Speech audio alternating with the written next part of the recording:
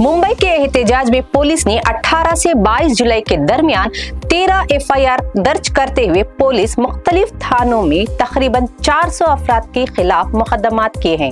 उन पर सरकारी हुकूमत के खिलाफ वर्जी, गैर कानूनी इज्तिमा, रास्ता रोकने और दीगर दफात के तहत कार्रवाई की गई है। पुलिस के मुताबिक शिवाजी पार्क, चैतन्य भूमि, चेंबूर और शिवसेना भवन समेत मुख्तलिफ मकामात पर बगैर इजाजत एहतजाज किया गया और अमन व अमान बरकरार रखने के लिए मजीद पुलिस अहलकारों को तैनात किया।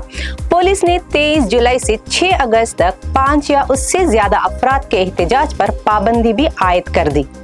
दिल्ली में नीट पेपर के खिलाफ कॉकरोच जनता पार्टी की तहरीक और संसद चलो मार्च के दौरान पुलिस कार्रवाई के खिलाफ मुंबई में मुसलसल तीसरे दिन भी बारिश के बावजूद एहतजाज जारी रहा।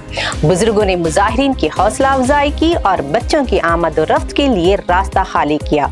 इसी दौरान ग्रे हुडी पहनने वाली एक नौजवान खातून रिया ने गिरफ्तार मुजाहिरीन को ले जाने वाली पुलिस वैन के सामने खड़े होकर अपने हाथ से वैन को रोका और कहा कि अगर कोई जिम्मेदारी नहीं ले रहा है तो हम शहरियों की जिम्मेदारी खुद लेंगे, और सवाल किया कि अगर मुजाहिरीन को पार्लियामेंट जाने की इजाजत नहीं है तो मरकजी वजीर तालीम धर्मेंद्र प्रधान एहतजाजी मकाम पर जाकर उनसे क्यों नहीं मिलते।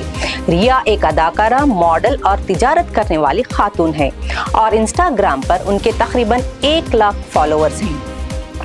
रिया की इस बहादुरी के बारे में आपकी क्या राय है? हमें कमेंट करके जरूर बताएं। मजीद ताज़ा खबरों और अहम अपडेट्स के लिए जुड़े रहें डेली सालार उर्दू डिजिटल के साथ।